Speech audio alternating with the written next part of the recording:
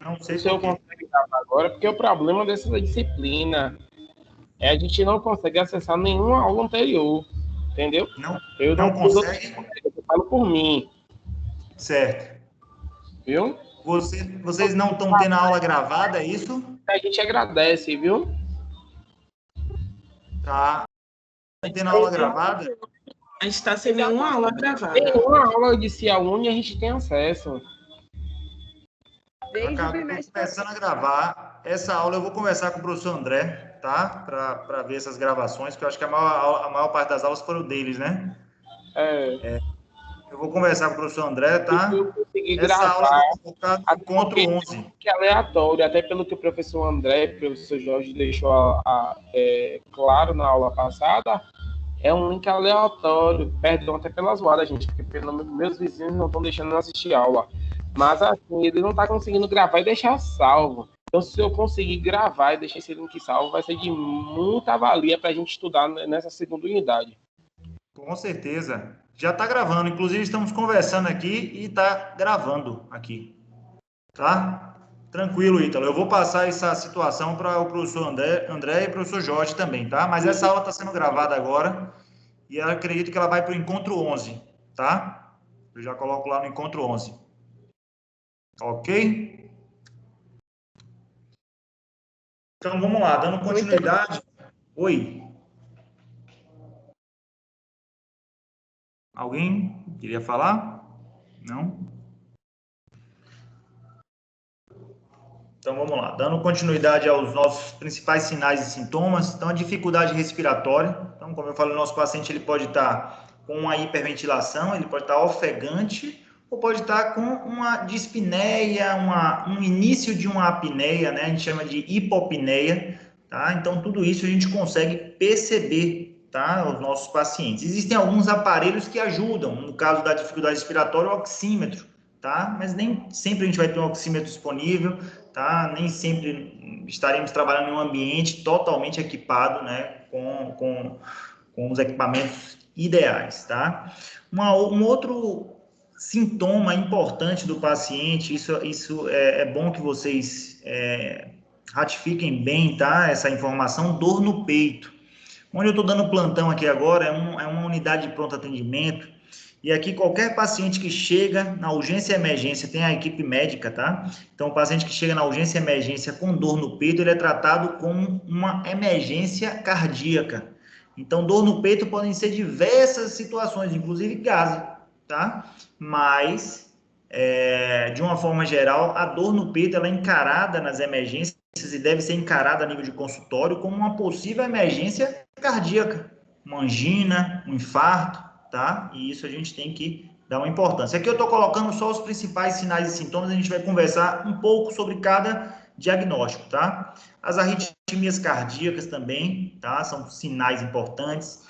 Crise hipertensiva arterial, tá? Vocês vão perceber que uma das urgências mais comuns, né, que iremos conversar aqui hoje, são os quadros de hipertensão. Então, não é à toa que a gente, às vezes, vai adiar um procedimento cirúrgico, um procedimento endodôntico de um paciente que já inicia o seu quadro com hipertensão, tá? Até porque essa hipertensão ela pode ter um aumento ainda mais expressivo, levando à crise hipertensiva desse paciente, tá? Reações alérgicas, tá? São sinais também importantes de urgência e emergência. Nós não sabemos até onde uma alergia pode ir. Nós sabemos que o quadro pior de uma alergia é o choque anafilático, tá? Graças a Deus, os nossos pacientes, quando têm reações alérgicas, são reações alérgicas leves, mas a gente não deve ter isso como base para todos os pacientes, tá?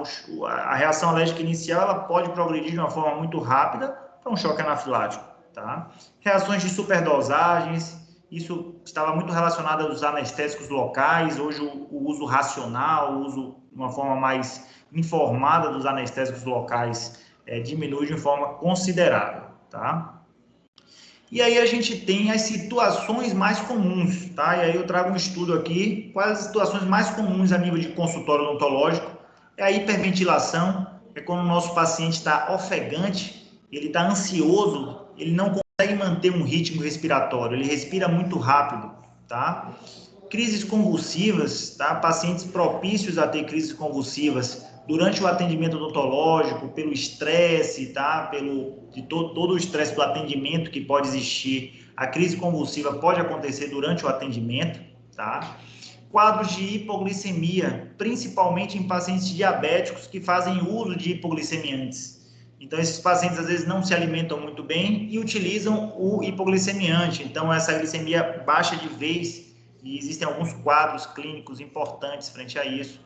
A síncope, tá? Que é a perda de consciência, principalmente relacionada à síncope vasovagal, tá? Que é um estímulo inadequado do nervo vago.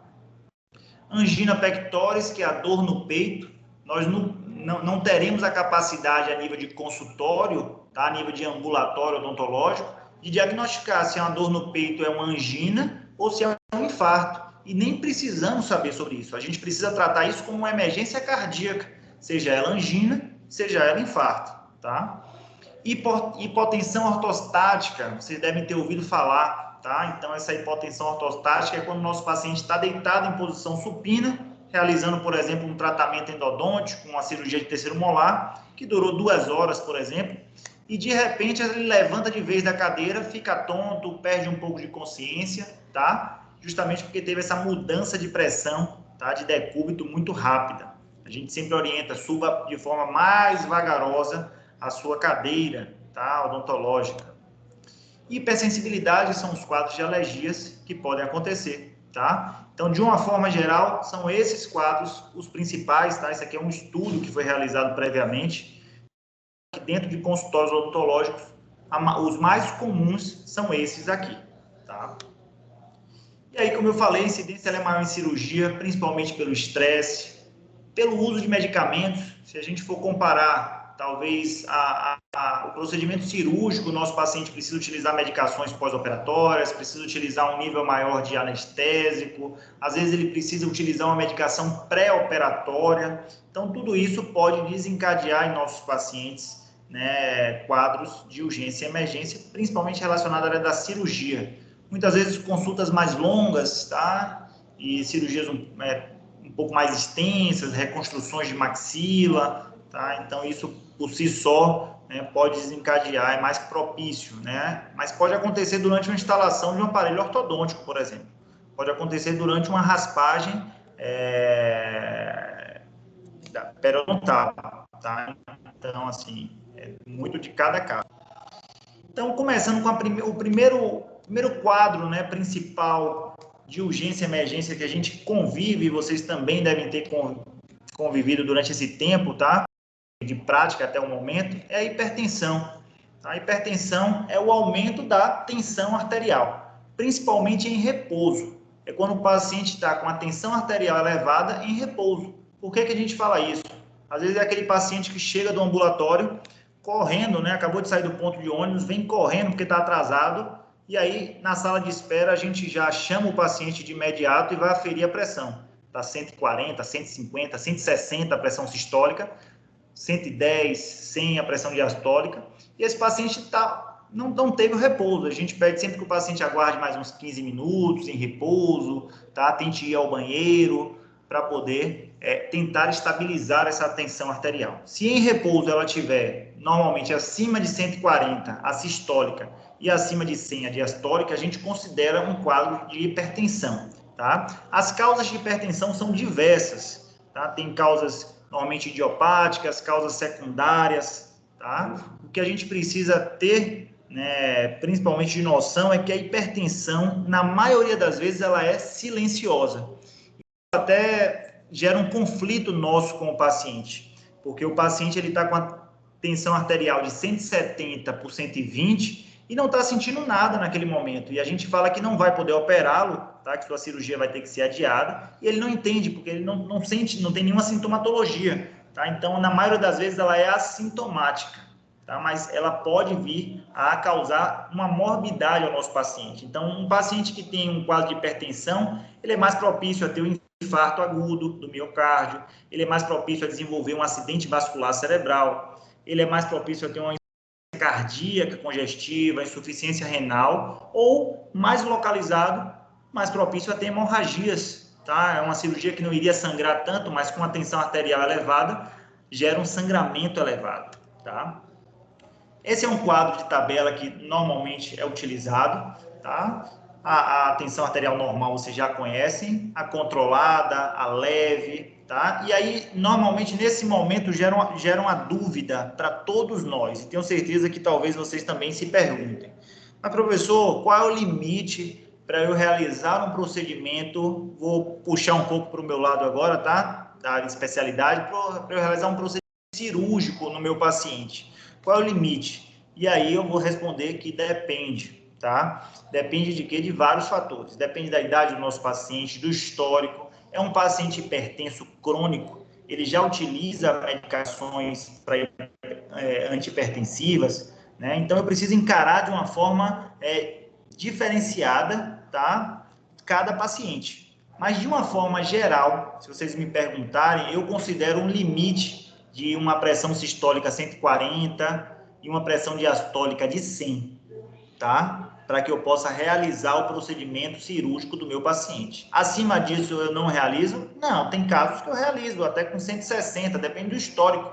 É um paciente que é hipertenso crônico, que a pressão dele fica sempre, a pressão sistólica sempre 160, então ele está estabilizado. O perigo é essa variação de pressão, tá? Que pode acontecer. E aí, diversos usos de antihipertensivos, vocês vão perceber aí durante a anamnese, né, no retorno das nossas práticas. Então, precisamos conhecer, sim, claro que a gente não tem a necessidade de aprofundar a fisiologia dessas medicações, tá? Mas a gente precisa conhecer, né, que é uma medicação diurética. Por que eu preciso saber que é uma medicação diurética? Às vezes eu estou com o meu paciente na cadeira e ele precisa levantar algumas vezes para ir ao banheiro e eu não entendo por quê. Ele usa o furosemida de 20 em 20 minutos, 30 em 30 minutos. Às vezes o paciente precisa ir ao banheiro, tá? Se for um idoso, às vezes até mais vezes ele precisa, tá? Então, isso é importante eu conhecer do meu paciente. E tem outras também, drogas antihipertensivas. E aí, a hipertensão, ela pode gerar um quadro de emergência, que é um quadro de crise hipertensiva. Como eu falei com vocês, a maioria dos nossos casos de hipertensão são quadros assintomáticos, mas em algum momento ele pode ter sintomatologia, e quando ele tem a sintomatologia é quando gera provavelmente a crise hipertensiva, que é quando acontece uma elevação rápida, intensa e sintomática da pressão arterial.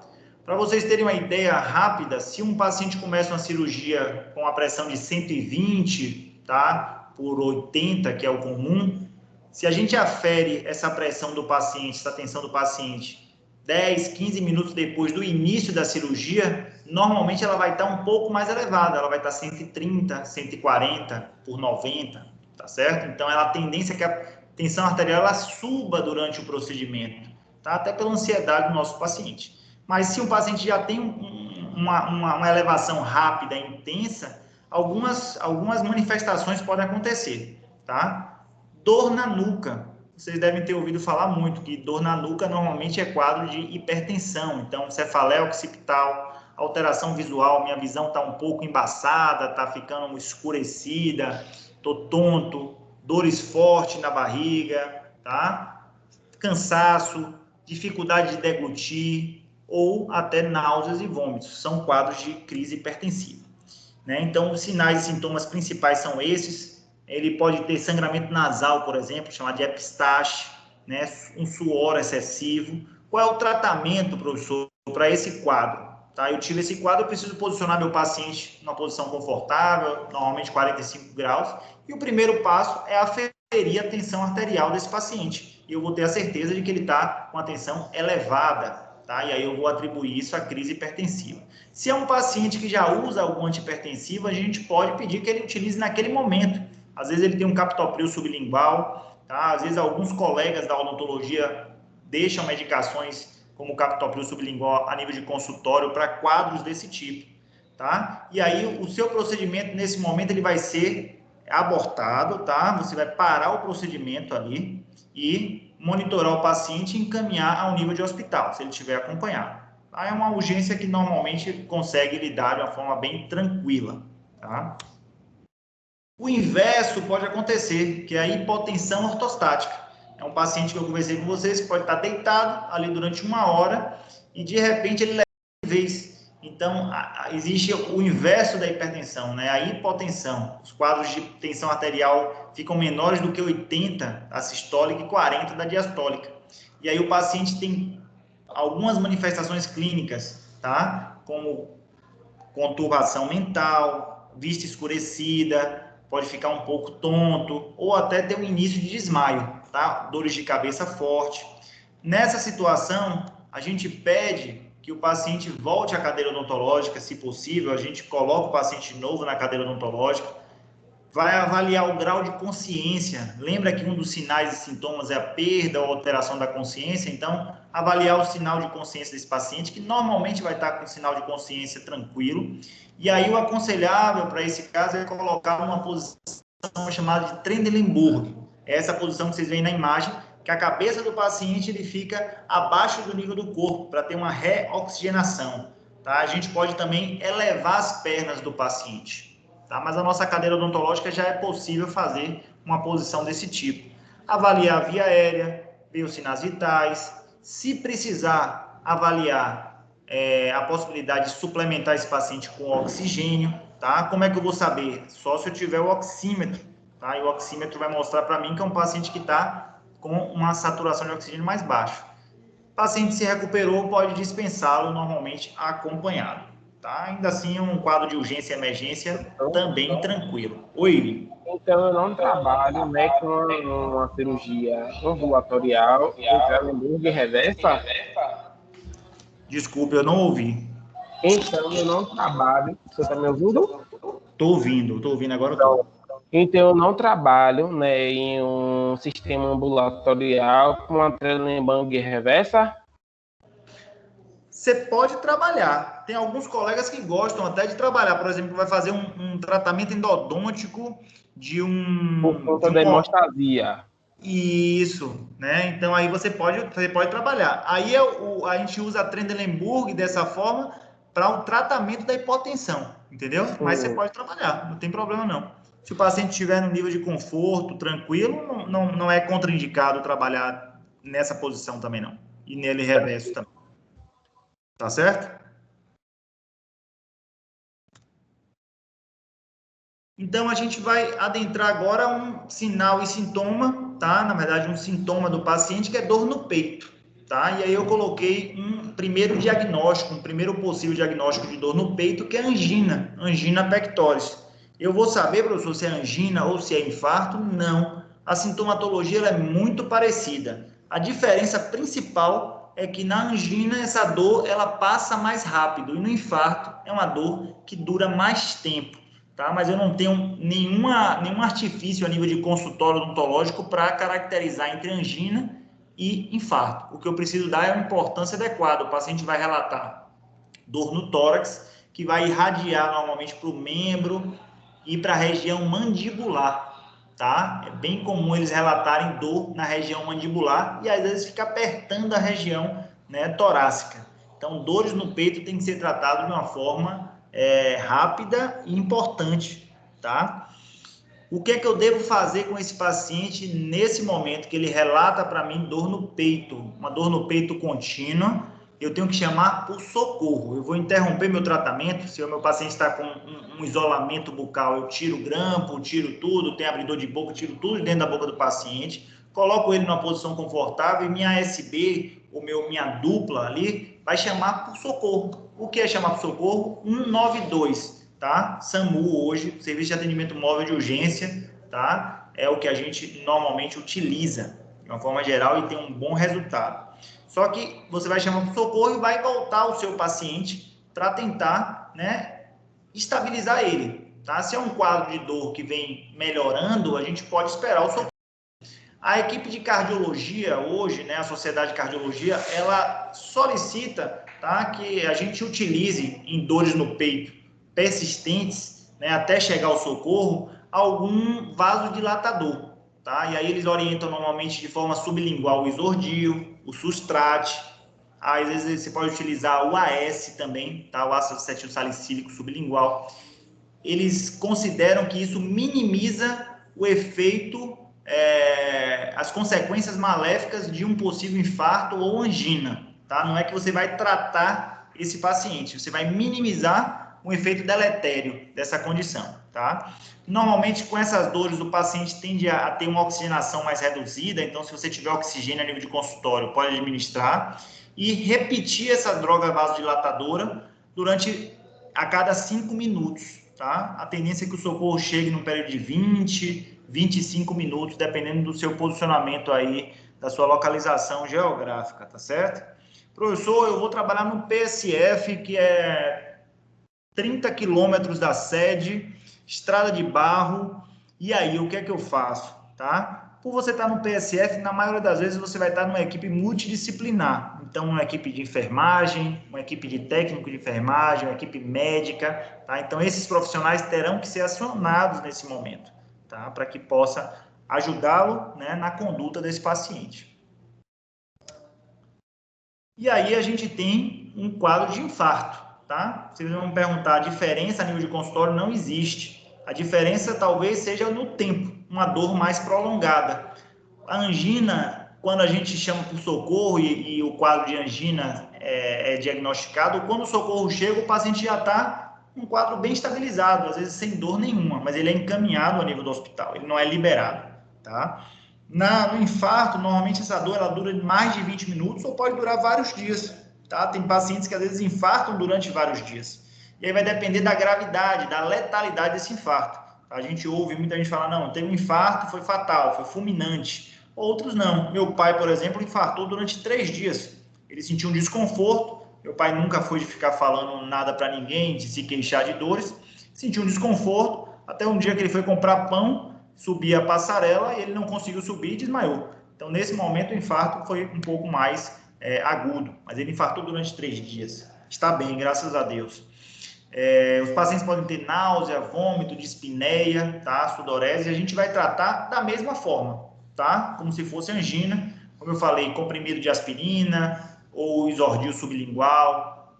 No quadro de infarto, dependendo, o paciente ele pode progredir de uma forma muito ruim para uma parada cardiorrespiratória, tá? E aí a gente já é uma outra temática, que é a ressuscitação cardiopulmonar, o suporte básico de vida. A gente pode conversar, talvez, num momento um pouco mais à frente. Vocês terão também a oportunidade a gente conversa muito na odontologia hospitalar, eu também converso em PNE sobre isso, tá? As manobras de ressuscitação cardiopulmonar a nível de consultório. Muitas vezes a gente pode precisar lançar a mão dessas manobras para tentar salvar o nosso paciente, tá? Isso é importante. Mas sempre, o mais importante aqui, ó, pessoal, é chamar por socorro. Não adianta começar a querer tratar o paciente, vou dar um isordil aqui para ver se ele melhora e libero ele. Não, chamar por socorro, porque enquanto você está tentando estabilizar seu paciente, o serviço de atendimento móvel de urgência está a caminho. Saindo um pouco dessas urgências cardiológicas, a gente cai no quadro de hipersensibilidade, alergia, tá? Quadro de alergia. Quadro de alergia, normalmente, a gente precisa ter um antígeno, tá? Uma substância que leve a esse quadro alérgico. Antigamente, a gente tinha muita alergia relacionada a anestésico local, principalmente pelo conservante desse anestésico local, né? Que era o metabisulfito. Hoje, a maioria dos anestésicos não tem esse conservante. Alguns ainda têm conservante, principalmente os anestésicos de tubete plástico, tá? Os anestésicos de tubete de vidro, eles normalmente têm pouquíssimos ou não têm conservantes, tá? Então, esse antígeno normalmente vai ter uma reação da imunoglobulina que vai degranular uma histamina, e a histamina ela é que causa toda aquela vasodilatação, toda aquela vermelhidão, todo aquele edema que a gente observa normalmente nos nossos pacientes. Os sinais de alergia, eles podem ser tanto cutâneos, tá, na pele, ou podem ser respiratórios, ou podem ter os dois, tá? Às vezes o paciente normalmente começa por um sinal cutâneo e evolui para o sinal respiratório, tá? Mas ele pode ter, dependendo do quadro alérgico, os dois sinais. Os sinais cutâneos mais comuns é o eritema, a urticária, a coceira, placas vermelhas e edema. O edema normalmente ele vai para regiões de menor resistência, lábio, vai para a pálpebra, vai para a língua e vai para a glote. E aí que é o famoso edema de glote, que pode levar o nosso paciente realmente ao óbito por asfixia. tá? Sinais respiratórios, sibilo, tá? O paciente tenta puxar o ar e o edema acaba impedindo da passagem do ar, então ele tem uma dispneia, um estridor, tá? São quadros mais severos de alergia. Então, como a gente pode ver, ó, placas, principalmente nessa região cervical e peitoral, tá? Edemas, angioedemas em lábio superior, inferior, tá? Um angioedema em lábio superior apenas, tá? Isso aqui foi após um anestésico local. Ou um angioedema mais difuso, tanto em lábio quanto nos espaços submandibular, espaço bucal, tá? O que é que eu sempre oriento, tá? Reação alérgica, se ela começou, pequenas placas, coceira, trate da forma mais radical possível. E eu vou mostrar mais ou menos o protocolo aqui, medicamentoso, que a gente deve iniciar no consultório. Não espere para ver até onde vai essa alergia, não continue o procedimento, afaste todas as medicações que você já utilizou, tá? Então, infiltração anestésica, lençol de borracha. Existem relatos de alergia ao látex da luva, ao látex do lençol de borracha, tá? Então, esses edemas, eles podem progredir para a pálpebra do nosso paciente, para a região de lábio, de espaço bucal, tá? Qual é o tratamento, tá? Independente do grau de severidade dessa alergia, qual o tratamento para aquele momento de consultório odontológico? Você vai interromper a administração de todas as drogas que você está utilizando, tá? E aí existem 3 medicações importantes que a gente tem que ter a nível de consultório, temos lá na Unime a nível de ambulatório, que a primeira medicação é um antihistamínico, chamado de prometazina ou Fenergan. Vocês já devem ter ouvido falar bastante aí do Fenergan, tá? Essa medicação, por ser de urgência e emergência, a gente pode aplicá-la intravenosa ou intramuscular. O ideal é que se a gente pudesse aplicar venoso, melhor. Mas no momento de início de alergia, o intramuscular ele é mais rápido, tá? Para ser aplicado e mais prático. Então, a gente deve aplicar, tá? Professor, eu não tenho prática para aplicar. A gente precisa começar a pensar nessas práticas, tá? Então, deltoide do paciente é um local que pode ser aplicado, no glúteo, no quadrante superior externo, no retrofemoral, tá? Lateral também, a gente pode aplicar no nosso paciente, tá? Não tenho essas medicações, mas eu tenho um antialérgico, professor, em comprimido. Pode triturar esse comprimido e pedir para o paciente engolir, se ele conseguir engolir, tá? Por que essas medicações normalmente são venosas ou intramusculares? Porque às vezes tem um edema na região de orofaringe, e isso impede o paciente deglutir. Então, a gente precisa de uma ação direta. Então, primeira medicação antihistamínica. Segunda medicação, corticoide. Sempre importante ter corticoide em forma de ampola, tá? Ou até em comprimido também, que ele deve ser utilizado, porque o corticoide ele vai tentar enxugar esse edema, tá? Então, ele vai enxugar esse edema. Eu gosto muito de utilizar ou betametasona ou dexametasona, tá? Intramuscular, ou até o hidrocortisona, que é um pouco mais forte, de 100 miligramas, que é uma suspensão, tá? E por último, você normalmente, nesse início de alergia, o indicado é aplicar essas medicações, e se a alergia estiver progredindo, mesmo com o uso do antihistamínico, com o uso do corticoide, aí a adrenalina entra no jogo aí das medicações, tá? Essa adrenalina, normalmente, ela vem numa ampola de 1 para 1000, e a gente vai puxar 0,3 ml, tá? É uma medicação que vem em 1 ml. A ampolinha dela é 1 ml. A gente vai puxar 0,3 ml e aplicar subcutâneo, intramuscular, endovenoso no paciente, tá? E isso, pessoal, é importante citar, né? Que ou o paciente já vai ser encaminhado para um nível de hospital, ou a gente já chamou por socorro, tá? Já chamou a SAMU. Professor, uma dúvidazinha. Oi. Assim, o senhor falou que nesses casos de alergia e hipersensibilidade, para interromper imediatamente o procedimento. Então, no caso, se estivesse no meio de uma cirurgia, já houvesse descolamento de tecido, literalmente no meio da cirurgia, simplesmente é para fechar. Ponto simples. Eu estava fazendo a secção do dente, já tinha tirado a coroa, mas está a raiz. Você vai dar um pontinho simples ali e parar o seu procedimento, tá? Ok. Porque a sua cirurgia é uma cirurgia letiva, é uma cirurgia que no segundo, no terceiro momento você pode realizar sem danos maiores ao seu paciente. mas a reação alérgica dele pode ser fatal, entendeu? Obrigada. Nada.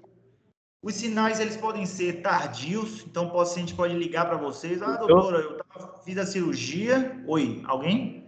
Ítalo, eu Oi, estou indo Ítalo. para uma cirurgia, né? Eu tenho um resto radicular. Certo. E aí eu faço esse processo, né? Começo. Eu não pego o meu 69, né? Eu esqueço que o 69 existe.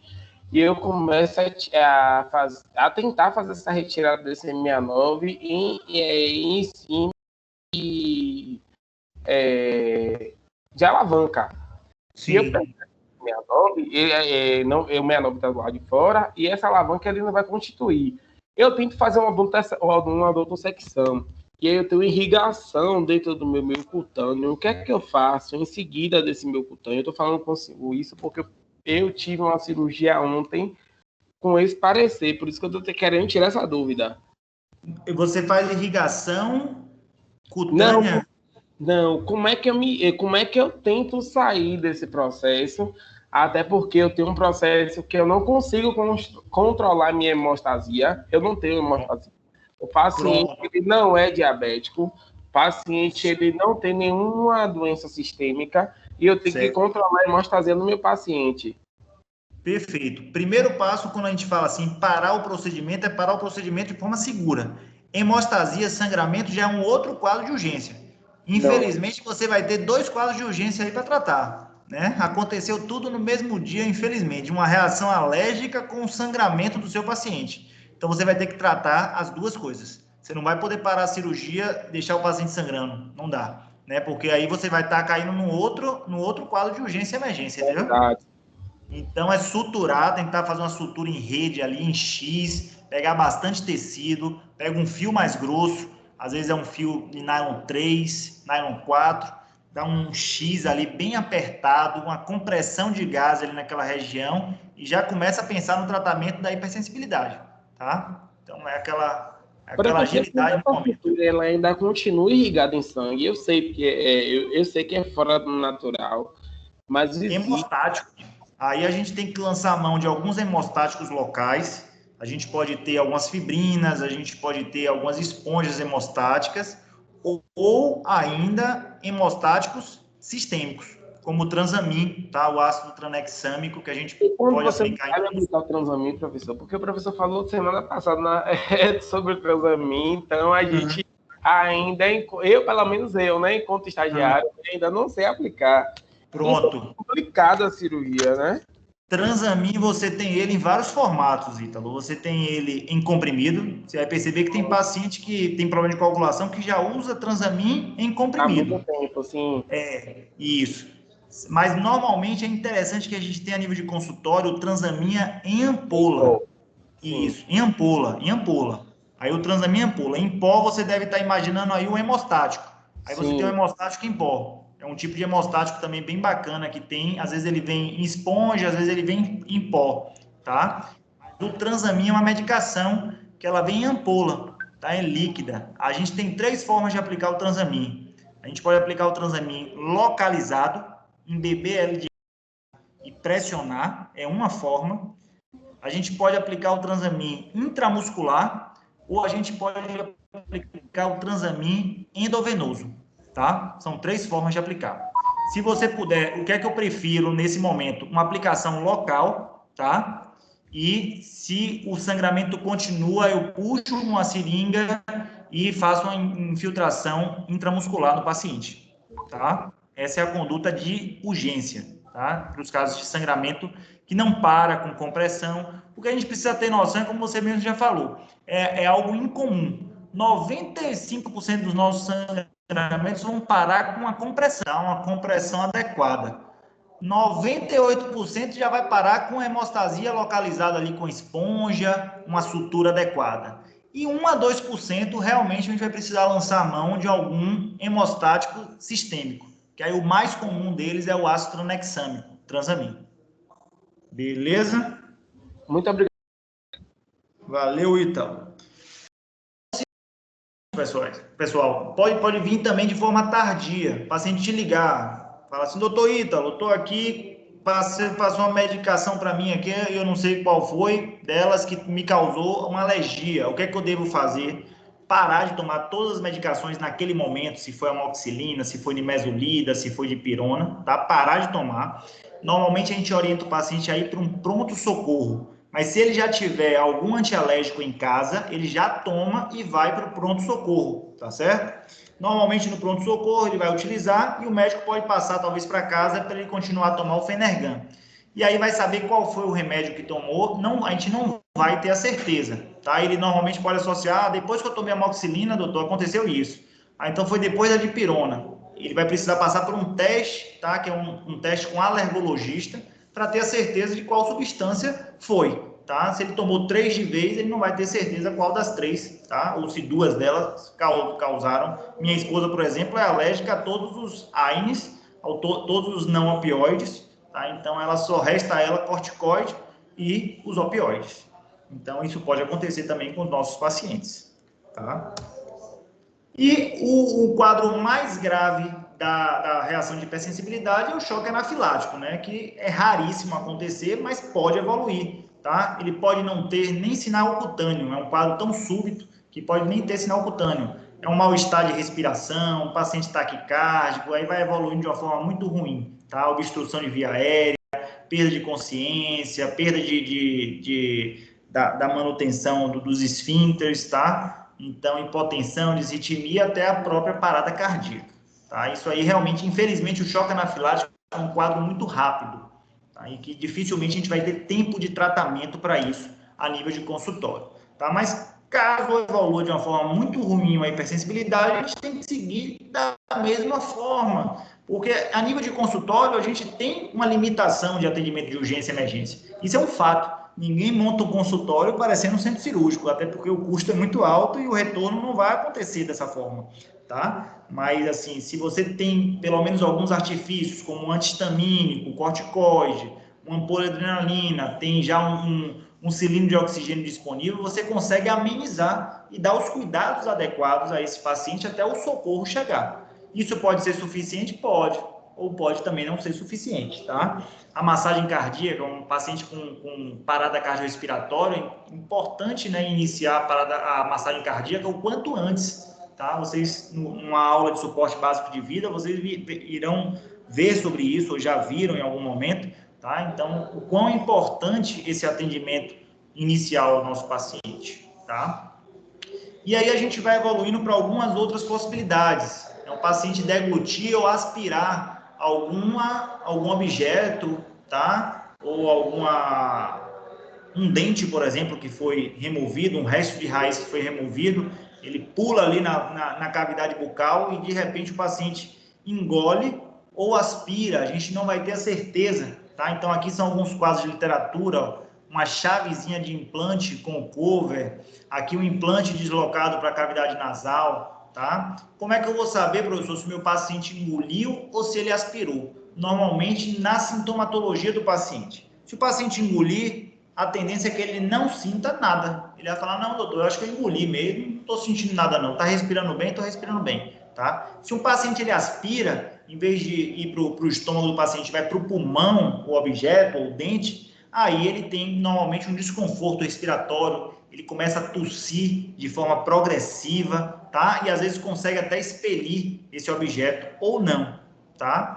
É importante que a gente vai, né, vocês irão lidar principalmente com muitos objetos pequenos, na implantodontia, na ortodontia, na cirurgia, tá? Então, muito cuidado.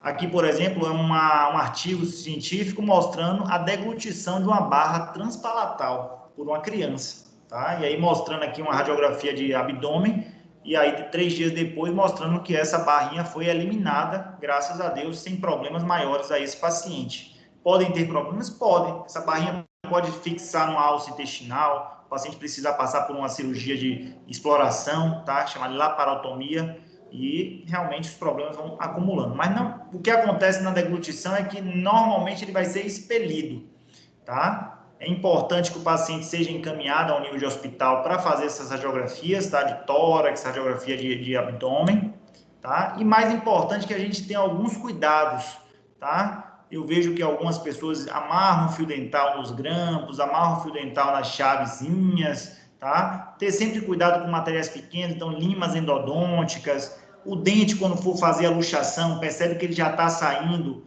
coloca o dedo para apoiar um pouco, tá? O afastador, não deixa ele totalmente solto na cavidade bucal. E aí eu não gosto, por causa disso, alguém me perguntou aí no início da aula, da posição de Trendelenburg. Eu não gosto de atender paciente naquela posição, tá? Talvez seja confortável para sua coluna, mas numa situação dessa, o paciente ele pode ter um quadro de deglutição e de aspiração mais importante. Tá? Ele perde um pouco o reflexo, tá? Por esse motivo. E aí, há 2 semanas atrás, essa semana, a gente recebe uma notícia desse tipo ainda, né? Infelizmente, campeão baiano de jiu-jitsu morre após se engasgar com um pedaço de carne aqui ao lado da nossa cidade, em Feira de Santana, tá? E realmente acontece, pessoal, tá? E esse engasgo podia ser um dente, como já foi há tempos atrás, a mídia já trouxe, até aqui na Bahia também isso aconteceu. Isso pode ser um implante, isso pode ser uma chave de implante, tá? Então a gente precisa ter muito cuidado, tá? O que acontece? Qual é o tratamento para esse caso, tá? E aí, para esse rapaz que faleceu, infelizmente aí, um lutador de jiu-jitsu, a manobra de Heinrich podia ter salvado esse rapaz, tá? Até mesmo ele sozinho em casa, existe uma manobra de fazer esse Heinrich, a manobra de compressão diafragmática, tá? É um tipo de tratamento, normalmente, que é feito, né? Eu vou mostrar aqui de uma forma ilustrativa. Outros tratamentos é a cricotireotomia para poder manter a via aérea do nosso paciente. Se esse objeto está no pulmão, normalmente a broncofibroscopia, que é a remoção, tá? É feita pela broncofibroscopia a nível de hospital. Mas um paciente que está engasgado ali, o dente está na orofaringe, ele ainda não deglutiu e nem aspirou. Então está ali ainda naquela região de orofaringe, a gente normalmente tem que levantar o nosso paciente, abraçar ele por trás, tá? E friccionar, tá? Aqui de uma posição aqui mais para dentro e para cima, o diafragma desse paciente. Essa manobra é chamada de manobra de Heinrich, tá? E aí o paciente às vezes precisa ter uma administração de oxigênio e ser encaminhado para um profissional habilitado. Essa é a forma, tá? Então, abraça o paciente e comprime a região diafragmática, tá? Com seu punho aqui, cerrado. Existem vídeos na internet, vocês devem ter visto também, acho que foi lá na Grécia, um senhor se engasgando, né, no restaurante, e o garçom fez a manobra de Heinrich nele e conseguiu salvar. Então, esse lutador, se alguém tivesse com ele, poderia tentar fazer essa manobra e talvez salvá-lo, tá? E aí algumas pessoas perguntam, mas professor, se fosse sozinho, se ele estivesse sozinho, eu estou em casa, estou engasgado ali, não tenho ninguém. A gente pode comprimir nosso diafragma num braço ali, no encosto da cadeira, tá? Isso vai levar a gente a expelir. Num bebê, normalmente a gente faz uma compressãozinha no abdômen ou tapinhas nas costas, tá? São situações que a gente pode lidar no dia a dia. Evoluindo aqui, pessoal, para que a gente não ultrapasse muito o nosso tempo, tá? Como eu falei, é uma aula que tem vários casos, né? A gente pode até pensar em dividi-la aí, dependendo se postergar, mas já estamos perto do fim, tá?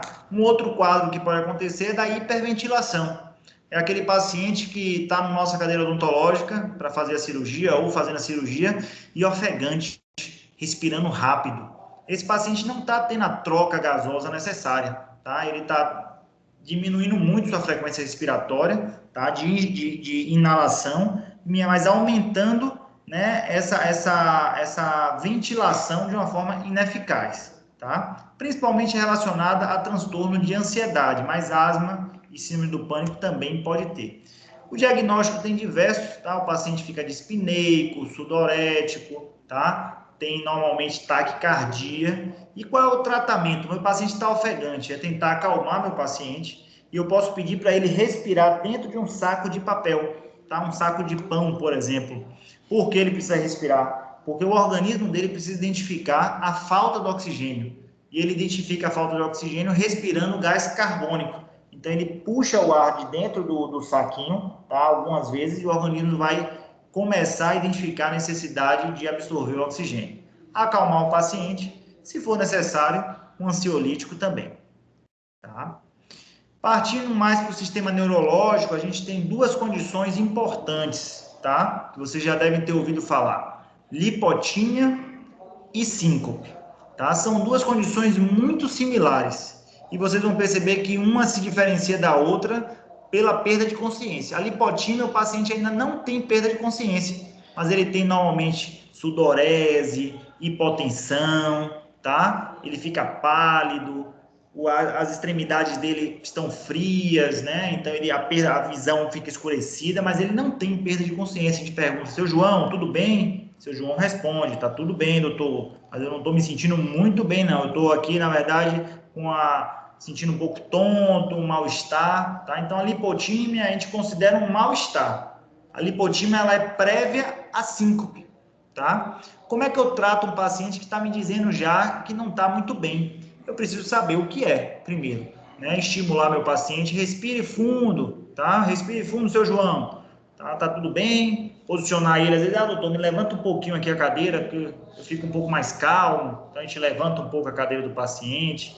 Antigamente tinha estímulos respiratórios com amônia, compressa fria. Se o paciente está desaturando, administrar oxigênio a esse paciente, se você tiver a nível de consultório, tá? Muito importante. E a síncope, foi o que eu falei, tem todos esses quadros e o paciente evolui para uma perda de consciência. Ele desmaiou e perdeu a consciência. Você chama: seu João, e ele não responde, tá? Mas ele mantém os sinais vitais, mantém frequência cardíaca, mantém normalmente a respiração, tá? É claro que aí a frequência cardíaca já vai estar alterada, a respiração pode estar alterada também, e essa síncope ela tem diversas causas, tá? Pode ser normalmente neurocardiogênica ou vasomotora. A mais comum é a vasovagal. É um estímulo do nervo vago de forma inadequada, gerando uma hipotensão do nosso paciente, gerando normalmente um fluxo cardíaco inadequado, um fluxo sanguíneo inadequado, tá?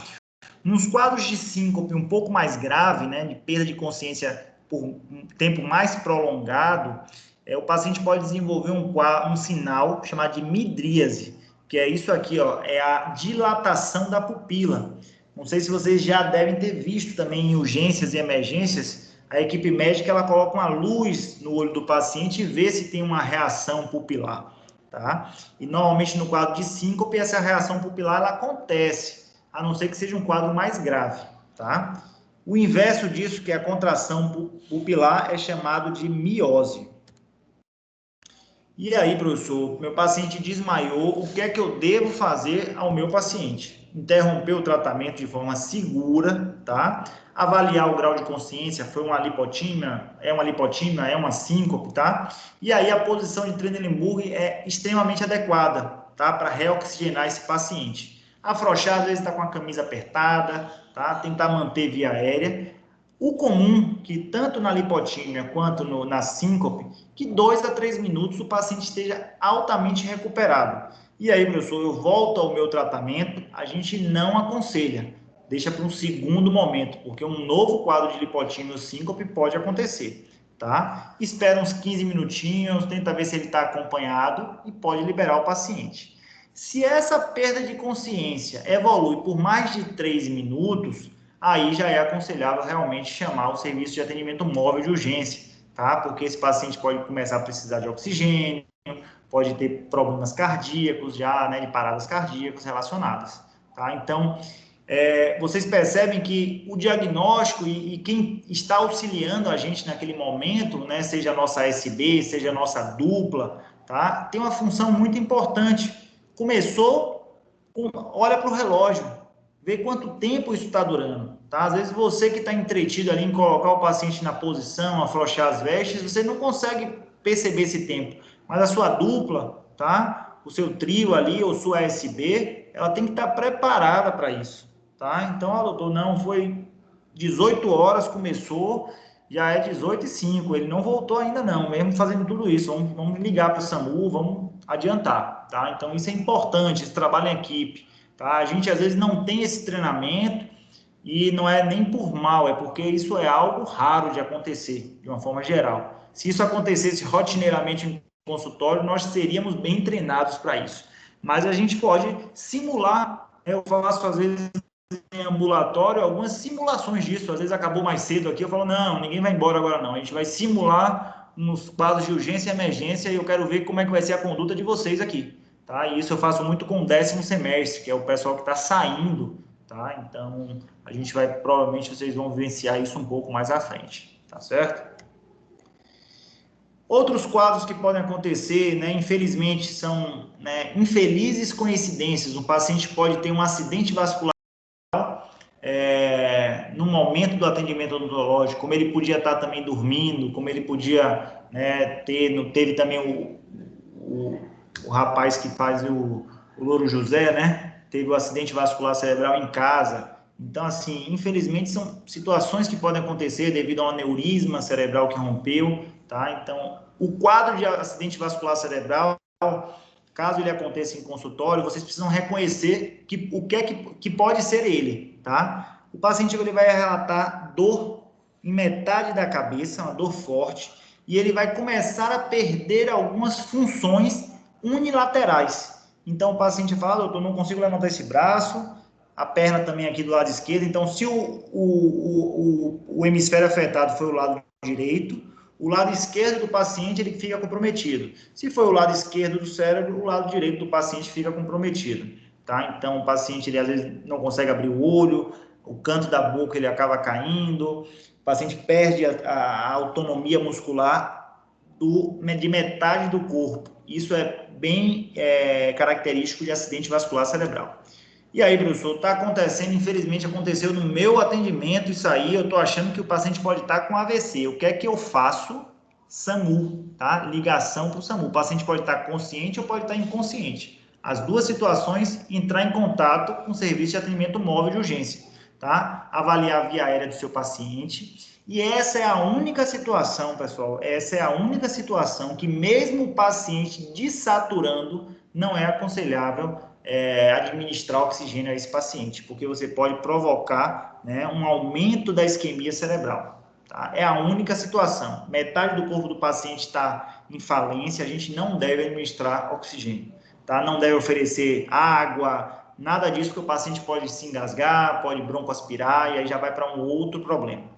Infelizmente, dependendo do AVC, ele pode ser mais leve, pode ser súbito, né, como foi o do rapaz que faz o Louro José, né, infelizmente. Então, às vezes o paciente vai precisar de uma ressuscitação cardiopulmonar a nível de consultório, tá? São infelizes coincidências. Ele poderia estar fazendo um tratamento endodôntico na segunda-feira em um dentista e ter esse acidente vascular cerebral. Mas ele estava em casa, sozinho, infelizmente não teve, né, como ter o socorro adequado. Convulsão, tá? Já estamos quase finalizando. Convulsão, então, o nosso paciente ele pode ter quadro convulsivo durante o atendimento, tá? O histórico da anamnese pode trazer isso algumas vezes, então a gente precisa trazer isso na anamnese do paciente, mas é um paciente que está, a convulsão, ela normalmente gira em torno de 3 a 5 minutos, tá? Tem duas fases, que é chamada de fase convulsiva, que é a inicial, o paciente fica rígido, e depois ele começa a ter movimentos alternados de contração, né? Começa a se tremer de 2 a 3 minutos, tá? O que a gente precisa esperar, se for a nível de consultório, se tiver tempo de tirar o paciente da cadeira odontológica e colocar no chão, é a melhor opção, colocar ele de lado no chão. Se não der tempo de tirar da cadeira odontológica, deve afastar tudo de pérfuro cortante, tudo que possa machucar o nosso paciente de perto da cadeira, tá? E aguardar a crise convulsiva acontecer, tentar afrouxar as vestes do paciente, tentar nada de colocar o dedo na boca do paciente para puxar a língua, nada disso. Vocês podem ter uma mordida muito forte, né, no dedo, tá? Colocar algum abridor de boca, nada disso. Tentar tirar tudo de dentro da boca do paciente o mais rápido possível, tá? Para que ele não vá deglutir ou aspirar. Essa crise convulsiva ela vai passar, tá? De 3 a 5 minutos, o paciente volta normalmente ao seu quadro, tá? Padrão, ele tem uma hipersalivação, é um pouco assustador, tá? E realmente a gente presenciar isso a nível de consultório acaba sendo, né, bem assustador, mas a gente precisa estar preparado também. O que é que eu devo fazer? Se a convulsão durar mais do que 3 minutos, e aí mais uma vez a importância, né? Eu devo chamar a SAMU. O que é que eu oriento a vocês? O paciente começou a convulsionar a nível de consultório, chamem o SAMU, tá? Mesmo que o SAMU chegue e já esteja tudo bem, tá? Porque essa convulsão ela pode evoluir. A nível de hospital, esse paciente vai usar diazepam, vai passar por uma avaliação de sinais vitais, tá? Mas normalmente a nível de consultório, chamem por socorro.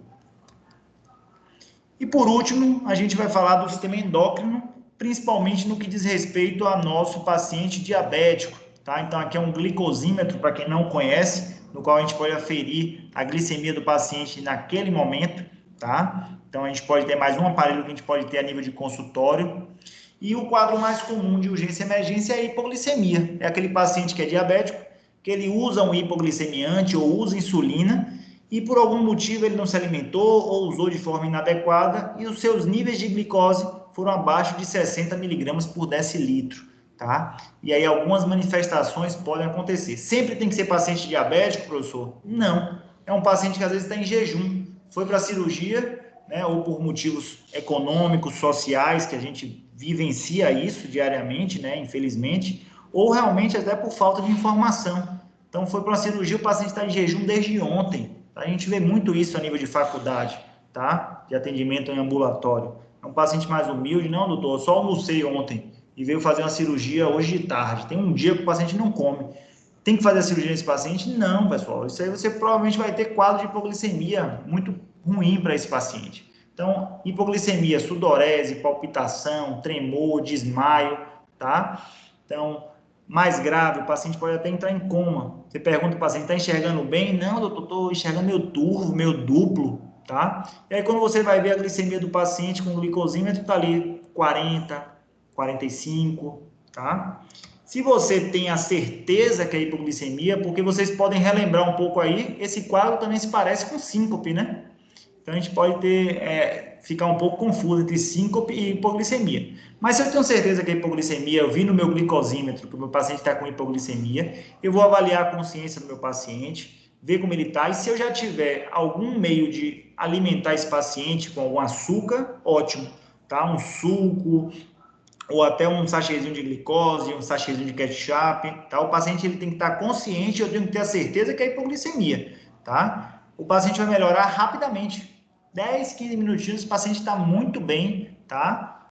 É importante investigar essas causas. Se o paciente está inconsciente, tá? E a gente, né, quer administrar, pode colocar na posição de Trendelenburg, pode colocar um sachêzinho de açúcar sublingual, ou tiver já um acesso endovenoso, administrar, tá certo? Mas só administrar esses produtos, né, esse açúcar, se você tiver certeza da hipoglicemia, tá? Então, pessoal, para finalizar, eu trago esse quadro, tá? Eu vou tirar, como a aula está gravada, vocês podem dar uma revisada. Quais são os aparelhos principais que a gente tem que ter a nível de consultório e para que eles servem, tá? Então, estetoscópio e esfigmomanômetro é algo básico, né? Para a gente avaliar a tensão arterial. Sistema portátil de oxigênio, infelizmente, eu acho que 80, 90% dos consultórios não tem, tá? E isso não repercute de forma ruim porque não acontece a necessidade. Eu tenho no meu consultório e volta e meia eu tenho que mandar recarregar, porque eu não utilizo e aí tem que ir recarregando sempre, tá? Ter um suctor de saliva bom, tá?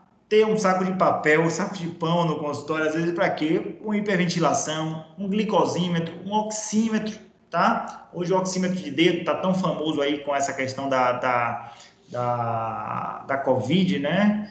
Então, são alguns materiais necessários, algumas drogas também necessárias aqui, tá? Que vocês precisam ter a nível de consultório, como a gente falou, um Fenergan, um corticoide, um AS, tá? Então, um sachêzinho de açúcar, tá? Então, são situações que a gente precisa ter. Eu trago aqui 3 livros para que vocês possam realmente aprofundar esse assunto, tá? Que vocês possam, né, vivenciar um pouco mais disso na leitura, tá? Vai ser muito importante para vocês. Tentem manter uma educação continuada referente à emergência médica. Vamos tentar, eu vou tentar mais para frente aí algo sobre suporte básico de vida. Se não for esse semestre com vocês, provavelmente no semestre mais à frente, tá? Para que a gente possa fazer simulações de suporte básico de vida. É muito importante, tá? Que nós, profissionais de saúde, estejamos preparados. Por mais que não lidamos com o tratamento dessas condições, a gente precisa estar preparado para ter o atendimento a nível de consultório dos nossos pacientes. Beleza, pessoal? E aí a gente finaliza aqui. Ficou alguma dúvida? Ficou alguma situação aí não muito ainda clara para vocês? Tá? Fico à disposição. Professor, para mim, brocou na aula. Que o quê? É o quê, então? Brocou na aula. É a primeira aula de C1 que eu não dou. Pô, rapaz, foi mesmo. Boa notícia, né, Ítalo? Tamo junto, pessoal. Isso aí vai ser, aos poucos a gente vai conversando. Eu fico mais nas matérias do 9º e 10º semestre, tá? Mais recentemente teve... eu peguei a CA1, né? Então, bacana. Bom também estar com vocês aqui, viu? Eu fico à disposição, se vocês precisarem de alguma coisa, a aula tá gravada, eu vou colocá-la no encontro, eu vou conversar com o André sobre essa situação do... Aí brocou na aula. Sobre a situação das gravações, para ver se mantém disponível. É muito importante que vocês revejam essas aulas, estudem, tá? Estamos num momento diferente, né, de vida, mas isso não justifica que a gente estude menos, né? A gente tem que encarar. Você tem que encarar isso de uma forma, né, positiva, e se Deus quiser aí nos próximos, já estou recebendo notícias positivas de retorno, estou doido aí para voltar essa prática. Beleza, pessoal? Já adentramos aí o tempo, estão liberados aí, se não tiverem nenhuma dúvida. Até a próxima.